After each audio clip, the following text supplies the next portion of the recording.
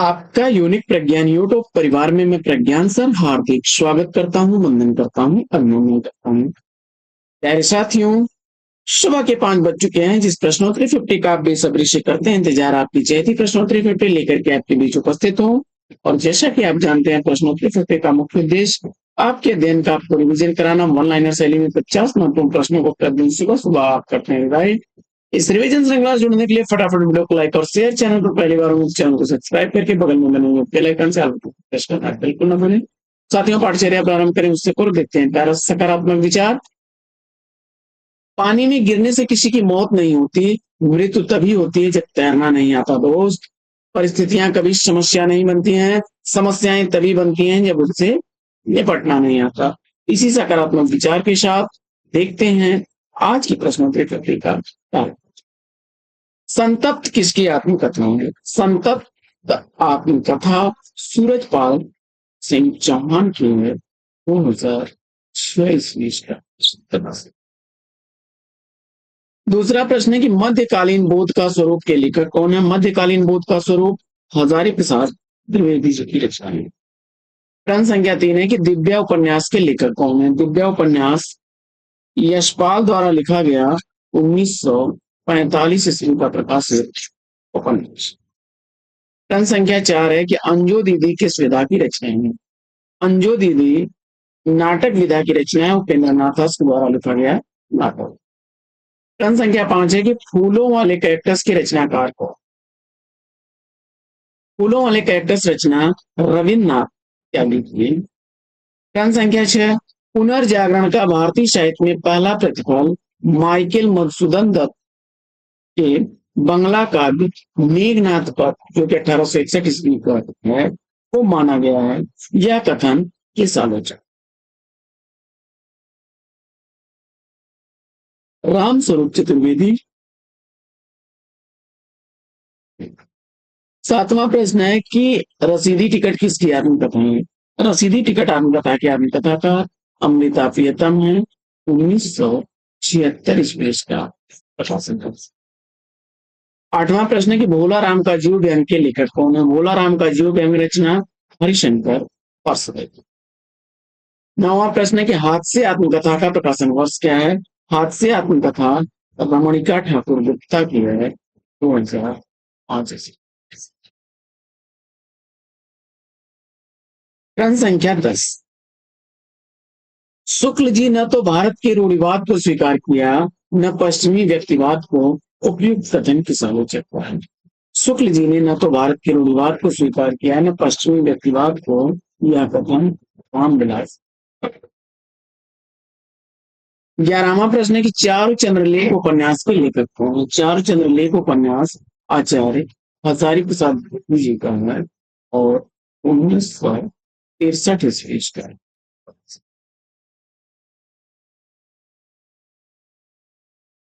हिंदी की प्रसिद्ध कहानी कसाईवाड़ा के लेखक कौन है? हिंदी की प्रसिद्ध कहानी कसाईवाड़ा शिवमूर्ति। रतिनाथ की चाची के लेखक कौन है? रतिनाथ की चाची नागार्जुन की रचना है, 1948 ईस्वी से रची। 14वां प्रश्न है कि दूसरी परंपरा की खोज किस विधा की रचना? दूसरी परंपरा की खोज आलोचना विधा की रचना है, नामोर सिंह द्वारा लिखी गई, 1982 ईस्वी रचना। प्रश्न संख्या 15 है कि राजा भोज का सपना कहानी के लेखक कौन है? राजा भोज का सपना कहानी शिव प्रसाद सितारे हिंदी। प्रश्न संख्या 16 है कि कवियों की उर्मिला विषयक उदासीनता निबंध के निबंधकार कौन है?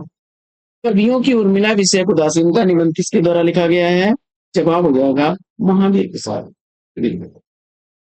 प्रश्न संख्या 17, दुखी जीवन की कथा रही, यह किस रचनाकार की पंक्ति है? जवाब हो जाएगा सूर्यकांत वार्तिक। नाटक के लिए रंगमंच होना चाहिए, रंगमंच के लिए नाटक नहीं। काफी रिपीट होने वाला प्रश्न। यह कथन किसका है? तो जवाब हो जाएगा जयशंकर प्रसाद। प्रश्न संख्या 19 है कि काल तुझसे होड़ है काव्य के रचनाकार था। काल तुझसे होड़ है या काव्य रचना शमशेर बहादुर सिंह।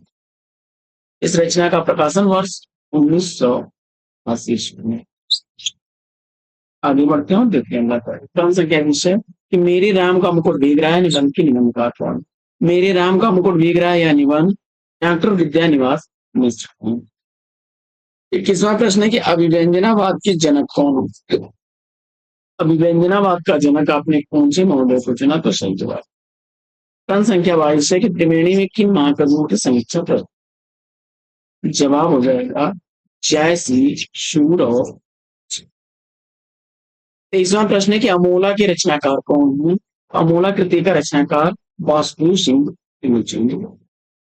क्रम संख्या 24 है हिंदी प्रदीप के यशस्वी संपादक कौन है? हिंदी प्रदीप का यशस्वी संपादक आपने बालकृष्ण वस्त्र को चुना। क्रम संख्या 25 है कि अलंकार प्रकाश काव्य रचना की रचनाकार कौन? अलंकार प्रकाश काव्य रचना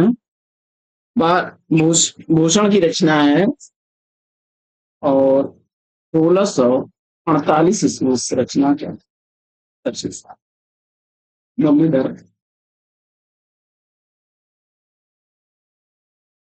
अगला प्रश्न है कि हे पुरुष जन्म तुम भी यह शक्ति करो धारण में कौन सा अलंकार है? जवाब हो जाएगा रूपक अलंकार। 27वां प्रश्न है कि हिम कृपनी काव्य संग्रह की रचनाकार कौन है? हिम कृपनी काव्य संग्रह का रचनाकार माखनलाल चतुर्वेदी है, 1943 ईस्वी का 85 वर्ष। क्रम संख्या 28 है कि डॉक्टर नगेंद्र को कौन सी पुस्तक के लिए साहित्य अकादमी पुरस्कार दिया गया? डॉक्टर नगेंद्र को उनकी रचना राष्ट्रगान के लिए साहित्य अकादमी पुरस्कार से सम्मानित किया गया। कवि कंठाभरण ग्रंथ के रचनाकार कौन है? कवि कंठाभरण रचना 6वीं में।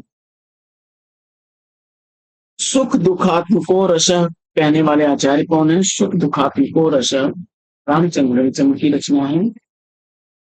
गीत फरोश की रचना कौन है? तो गीत फरोश काफी चर्चित रचना 1953 ईस्वी में।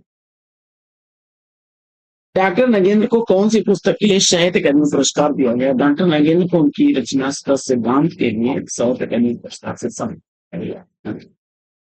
कविता के नए प्रतिमान आलोचना साहित्य के लेखक कौन है? कविता के नए प्रतिमान नामवर सिंह की रचना 1900। निर्वैक्तिकता का सिद्धांत किसने दिया? तो निर्वैक्तिकता का सिद्धांत वसीलियत महोदय का है। अंगद के पांव के लेखक कौन है? अंगद के पांव श्रीलाल की रचना है, 1958 ईस्वी से रचित है। जगदीश चंद्र गुप्त को भारत भारती सम्मान किस वर्ष दिया गया? तो जगदीश चंद्र गुप्त को भारत भारती सम्मान 1998 ईस्वी में दिया। नई कविता के प्रतिमान किसकी आलोचनात्मक रचना है? देखिए वहां पर कविता के नए प्रतिमान था और यह नई कविता के प्रतिमान है तो लक्ष्मीकांत वर्मा 1957 ईस्वी से। कविता के नए प्रतिमान नामवर सिंह की रचना है। काव्य रचना में उदात्त तत्व को प्रमुख किसने माना है? तो जवाब हो जाएगा लॉन्गिजाइनस ने। छायावाद का पतन के लेखक कौन है? तो छायावाद का पतन डॉक्टर गोराज की रचना है, 1945। राम नरस मिश्र को उनकी किस रचना के लिए 2015 ईस्वी में साहित्य अकादमी पुरस्कार दिया गया? तो जवाब हो जाएगा युग की गंगा कृति के रचनाकार कौन है? युग की गंगा केदारनाथ अग्रवाल की रचना 1947 ईस्वी से रचना।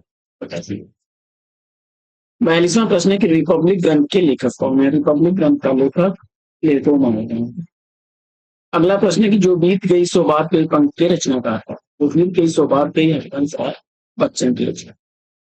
और हरिश्चंद्र मैगजीन का प्रकाशन वर्ष क्या है? तो हरिश्चंद्र मैगजीन 1873 ईस्वी की रचना। सतरंगे पंखों वाली किसकी रचना है? तो सतरंगे पंखों वाली नागार्जुन की रचना है, 1959 ईस्वी से रचना। नित्य चित्र व्यंग के रचनाकार कौन है? तो नित्य चित्र व्यंग रचना रविन्द्रनाथ त्यागी की है, 1966 ईस्वी से रचना।